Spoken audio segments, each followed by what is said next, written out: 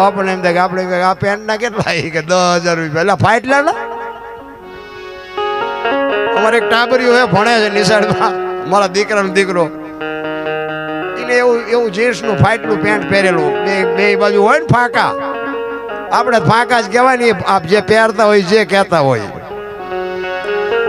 એ ટાબરિયો અહીંયા આવ્યું ને મારી પાસે મેં કીધું બેટા તારા પપ્પા ક્યાં ગયા તો કે ગામમાં ગયા મેં કીધું આવે એટલે કહેજે મારે વઢવું છે મને કે કેમ મેં કીધું પૈસા ન હોય તો હું આપું તું બેટા નિશાળે ભણવા જાય ને આવા ફાટલા કપડા તને પહેરાવે એ મને કે દાદા તમને ખબર નથી પડતી એવડું છોકરું બોલો આપણને એમ કે તમને ખબર નથી પડતી મને કે આને ફેશન કહેવાય મેં કહું બેટા અમે થીગડા મારી મારીને મરી ગયા અમને ખબર નહોતી આવો ટાઈમ આવશે ને કે અમે હાસવીને રાખત નહીં અત્યારે તારી અરે અમે નો પહેરત અરે આપણી માવડીઓ બાપુ દેહ નો દેખાય આટું થીગડા ઉપર થીગડા થીગડા ઉપર થીગડા ટપકારતી હતી ને અત્યારે તમે જોવો તો ખરા ફેશને જે દી ઉઠાડ્યો છે સંસ્કૃતિ ખતમ કરી નાખી ભલામણા કોઈ નાના મોટાની મર્યાદા નહીં બેનો દીકરીઓની મર્યાદા નહીં સાધુ સંતની મર્યાદા નહીં ગાયોની મર્યાદા નહીં આપણને એમ થાય પાછા કે શું નડતું હોય છે તમને નથી ખબર તમે હું વાવ્યું છે અરે નડે હું તમારા કરેલા તમને નડે બીજા કોના નડે ભલામણા આપણા ગઢ બે ટાઈમ રોટલો નતો મળતો ને તોય નહોતા એમ કહેતા કે હાલો દાણા જોર આવી આ ખાવા જેમ નથી મળતું તોય દાણા નહોતા જોર હતા ને અત્યારે અહીંયા લેન લાગી બોલો 3-3 દિવસ અહીંયા વારો નથી આવતો અરે શું ભલામણા મને તો એમ થાય કે આ કાલ મરી જાય એવું ખબર નહીં પડે બાબુ જીવવા જેવો આનંદ કરે એવો સમય મળ્યો છે તમારો અને મારો આ દુનિયામાં જન્મ થયા પહેલા બાપુ બધી માં તૈયારી કરીને રાખે માને બધી ખબર હોય કે મને ભગવાન દીકરો દીકરી આપે એના માટે માએ બધી તૈયારી ખોડિયાન ગોયાન ગોદડાન બધું તૈયાર કરી રાખ્યું અને 60-80 વર્ષ જીવો ને પછી એ બધી તૈયારી જ હોય લાકડા તૈયાર હોય ઉપાડનારા હોય ને ગોઠવનારા હોય દિવાળી મૂકનારા હોય ને ઘોંકા મારનારા હોય તો પહેલી શેલી બે તૈયારી છતાં એટલી નહીં કરી રાખી હોય વચ્ચે તો ઠેકડા મારે મેં કર્યું પણ હવે તારી તાકાતે નથી રામ કે એક શ્વાસા તું વધારે લઈ કે એક શ્વાસો તું આમાંથી ઘટાડી શકી તારીખ મારી કોઈની તાકાત નથી રામ એટલે ગંગા સતીએ બાપુ હિસાબ માર્યો 21,600 શ્વાસા થાય 1 મિનિટના 15 1 કલાકના 900 12 કલાકના 10,800 અને 24 કલાકના 21,600 થાય ગણવા એને ગણી જો આ પરફેક્ટ હિસાબ આ બોલે બીજો નહીં પરમેશ્વર છે પોતે અકલ મઠા અવળા મથે બહાર જઈને ગોતે હરિદ્વાર વાળા કે દ્વારકા જાઉં સોમનાથ વાળા કે પાવાગઢ જાઉં તો સાચું ચા છે તો કો અરે મારા રામ જો તો ખરા દુનિયા હડીએ સડી છે આપણા અંદર છે ને બાપુ બહાર ગોતે બધા પડ્યું અહીંયા ગોતે નહીં ગોતે શેટે આદલ તો અંતરમાં રહેશે ભજન કરો તો ભેટે બાપુ એમના રેઠું કાંઈ છે નહીં પણ કરવું કોઈ નથી એટલે ભાણ સાહેબે કીધું ભાણ કે તું ભટકીશ નહીં મથી લે તારા અંતરમાં ઠીક કરીને બેહી જા પછી કરવું પડે નહીં કાંઈ ન કરવું પડે ભલે મેં કીધું એમ દુનિયા જોવા જેવી છે દુનિયા જોવો હરો ફરો મોજ કરો બાકી મળે કાંઈ નહીં અમે ગોકુળમાં ગયા હતા ને તો એક બાપુ બેઠા હતા અમે 5-7 ભાઈબંધ ફરવા ગયા હતા એ કે બેહી જાઓ અમે બધા બેહી ગયા એ કે 100 રૂપિયા લાવો મેં શેના એ કે કાનુડા ને હિસકો નાખવાના મેં કીધું અમારા 100 રૂપિયા બગડે ને કાનુડા ની નીંદર બગડે ભલે હું તો એ કે નાસ્તિક લાગો મેં નાસ્તિક છે તેમાં તો કાનુડો દ્વારકા આવ્યો અમારી હારે છે આ છે નહીં કાંઈ અમે ત્યાં આંટો મારવા આવ્યા કાનુડો તમારી ભેગો છે આવીને આવી દુકાનું છે મારા રામ માને બાપને કંઈક જોતું હોય ને આપજો ને એના આશીર્વાદ વિધિના ચકડા ફેરવી નાખશે બાકી કોઈ આ દુનિયા છે ને આખી દુનિયા લોહીની હગી છે મારા દીકરાનો વ્યવહાર હાલે મારો દીકરો સુખી થાય મારા દીકરાનું ગાડું વ્યવસ્થિત હાલે એવું બાપુ અંતરથી જો કોઈ ચિંતા કરતું હોય તો તમારા મા બાપ બાકી હગો ભાઈ રાજી નથી લખવું હોય તો લખી લેજો રા માન બાપ જેવા બાપુ આ દુનિયામાં હું તો જ્યાં જાઉં ત્યાં મારી કોઈ ભલામણ જ ન હોય આના સિવાય ભલે તમે પૂનદાન કરતા હોય તો ન કરતા એવું નથી કહેતો હું કરતા હોય કરજો પણ આને ચૂકીને જો કરશો ને તો બાપુ જિંદગીમાં ક્યાંય લખાય નહીં એક આપણી ગેરંટી બાકી માને બાપને જોતો ને બાકી તો બધું ઈશ્વરે જે બનાવ્યું છે ને ઈશ્વરે બધું સમજીને જ બનાવ્યું છે આપણે ઘણા કે ગાયું નાખો ને ઓલા નાખો ને આપણે મરી જઈશું પછી શું થાય ગાયું અમારી અહીંયા એક ભાઈ હતા તો આપણે ક્યારેક કેમ કે હાલના ભજનમાં તો કે ના મારે કીડિયારું પૂરવાનું મેં તું મરી જઈ ત્યાં કીડિયું શું કરશે ભાઈ આપણે અહીંયા આવું ને પછી કે આ હું ન નાખવો છું કે કીડીઓ નહીં આંકો મૂકે. બોલો તમે તું મરી જાય પછી શું માણાનું ગણિત જ બાપુ કેવું છે મને સમજાતું નથી. જે સમય મળ્યો એ કંઈક આનંદ કરી લ્યો, કાંઈ કરવાનું. બાકી બુદ્ધિ એટલી બધી માણાની વધી છે. અમે તો અત્યારે આ મોબાઈલનો જમાનો છે ને, હું તો ગમે ત્યાં જાઉં ને હું તો એમ કહું ભાઈ મારે કોઈને યાર કાંઈ તકલીફ નથી. આમાં તો ખોટું આવશે, ખોટું આવે એ પડ્યું રહેવા દેવાનું. એવી પછી કંઈ આપણે એવા ફોન બોન ને એવી લાઈકો ને કોમેન્ટો ને બાકી હું તો કહેતો જ નથી કે મારે મારામાં કોમેન્ટ કરજો કે આ કરજો, મારે કોઈ જરૂર જ નથી. એના માટે હું ગાતો જ નથી. 500 રૂપિયાના ભાવના ઘઉં લાવો ને એમાં કાંકરા આવે ને એ 500ના ભાવના જ હોય, પણ એને કાઢી નખાય, ભેગા રાખીને દળાવાય નહીં, દાંત ભાંગી જાય. એટલે આમાં રાખવા જેવું હોય ને રખાય. આમાં ખોટું ઘણા કે અમે તો એમ કહીએ કે ભાઈ રામ વનમાં ગયા હતા, એ ઇતિહાસ કહે છે ને સાધુ સંતો કહે છે ભાઈ કે રામ ગયા તારા એમ અહીંયા નહોતા, માનવું હોય માનો, ન માનો તો કઈ નહીં.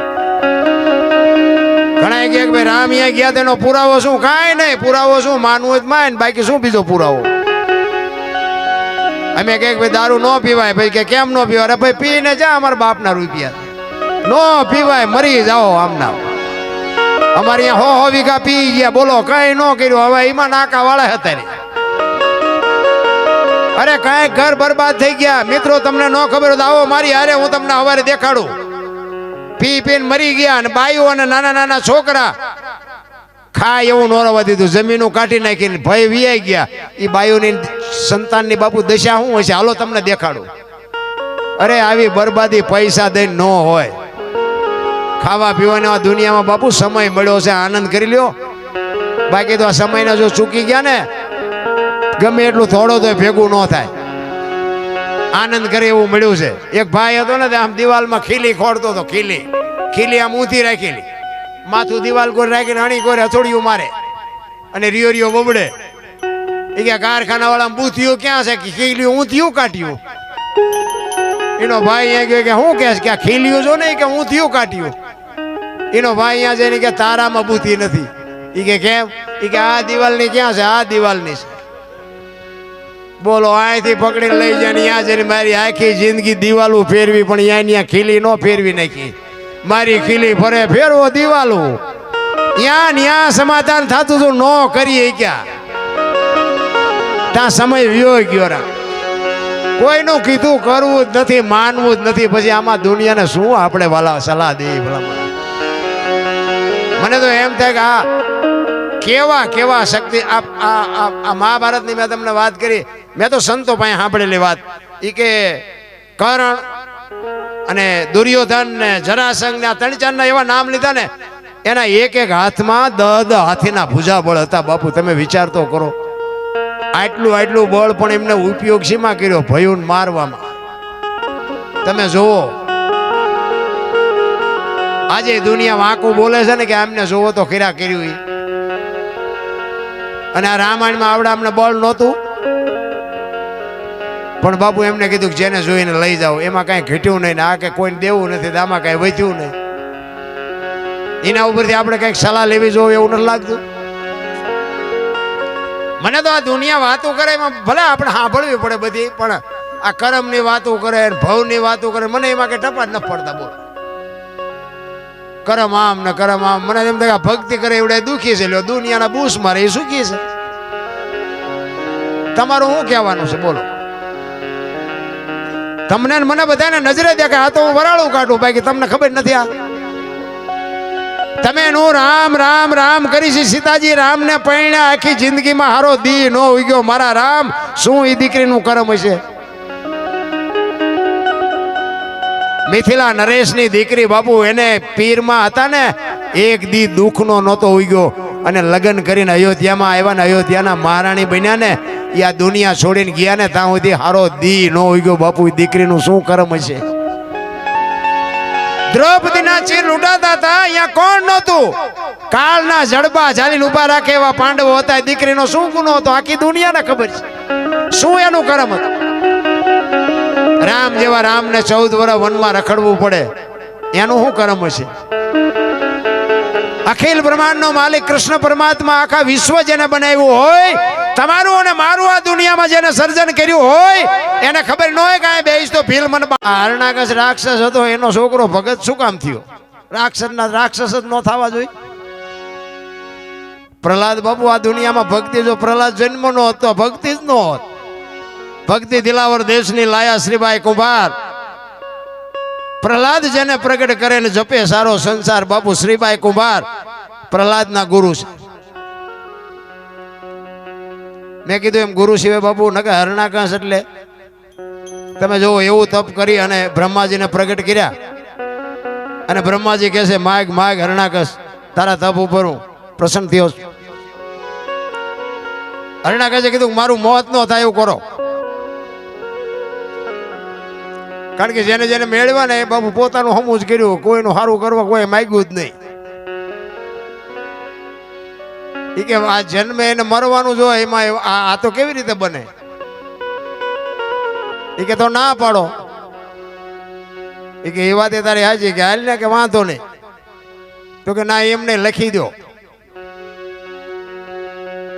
બ્રહ્માજી કે એક કામ કર, તું લખ, હું હેઠે સહી કરી દઈશ. પછી બધું લખ્યું. આપણે ક્યાં ને બધા રાતે ને દિયા ને લોટે ને લાકડે ને માણા ને ઢોરા ને બધું લખ્યું. પછી બ્રહ્માજીને કે આમાં સહી કરો. બ્રહ્માજી આમ વાંચીને કીધું કે હરણાકશ આમાં રહી નથી જતું ને જોઈ જોતો. એ કે કાંઈ નથી રહેતું કે જોઈ જો, બાકી ઉપાડી લેવાનો છે વાત પાકી, જોઈ લે હજી જોવું હોય તો. એ કે કાંઈ નથી રહેતું, સહી કરી દીધી કે હાલે દસ્તાવેજ રાખ તારી પાસે. હવે આપણને ભગવાન ભેગો નથી થયો તો એટલે ઠેકડા મારી છે, તેને કેવા ઠેકડા માર્યા છે બધે. હું થાય ચારે બાજુ, મેં કર્યું, હું કરું. નિશાળમાં સાહેબો છોકરાને ભણાવે ને એ એમ જ કે બધું રાજા જ કરે છે. આપણે ગઈઠા કહેતા હતા ને કે કોઈ નો પોગે એનું પેટ પોગે. પ્રહલાદ ભણવા ગયો હતો ને, સાહેબ બધું ભણાવતા કે બધું રાજા જ કરે છે. તો પ્રહલાદ ઉભો થઈને કે સૂરજ ઉગે છે રાજા ઉગાડે છે? આ વરસાદ વરસે છે રાજા વરસાવે છે? બોલો સાહેબ કે તારા બાપા કહે છે ભાઈ કે અમને બધી ખબર છે કોણ વરસાવે છે. સાહેબ હરણાકશ પાસે જઈને કે આખી દુનિયા માને છે તમારા છોકરાએ ઉપાડો લીધો. પ્રહલાદ આવ્યો ને ઘરે કે બેટા ભણવા ગયો તો? કે હા. શું ભણાયો? એ કે કરશનજીનો કન, ગણપતિનો ગન, ઘનશ્યામનો ગન. બાપુ બાવડું ચાલે ને ઘા કર્યો, દિવાલ હારે પસાડ્યો. એ કે આના નામ મુકાવા હું મથું છું, તે આની પાઠું લીધી છે. એ કે પૂરી દો ને અંધારી ઓરડીમાં. એ કે મારી દો તાળું અને જોઉં છું એનો ભગવાન કેમ આવે છે. એ પૂરી દીધો અને બાર ચોકીદાર બેહાડ્યો, તાળું માર્યું. એક દી એક રાત, બીજો દિન બીજી રાત. અખિલ બ્રહ્માંડના માલિકે બાપુ કોઈની આબરૂ જવા નથી દીધી. એક વિશ્વાસ હોય તો એ લક્ષ્મીજી બાપુ 32 ભાતનો થાળ લઈ અને પ્રહલાદને જમાડવા માટે માં આવે હો. અને અંદર રૂમમાં જમાડે છે. ચોકીદાર બહાર સાંભળી ગયો કે માલપા કોક વાતું કરે. હરણાકશ પાસે જઈને કે તમારો છોકરા પાસે કોક છે? કે માલપા રૂમમાં. કે પણ બારણું બંધ ને તાળું છે ને કે બધું એમ નામ છે, પણ માલપા કાંઈક છે. એને આવીને બારણું ખોલાવ્યું ને આને જમી લીધેલું. હરણાકશે કીધું કોણ હતું, કોણ આવ્યું હતું? એ કે મારી માં આવી હતી. કોણ આવ્યું હતું શું? એ કે કેવી રીતે આવે? અંધારી ઓરડી છે, બારણું બંધ છે, તાળું માર્યું છે, કેમ આવે?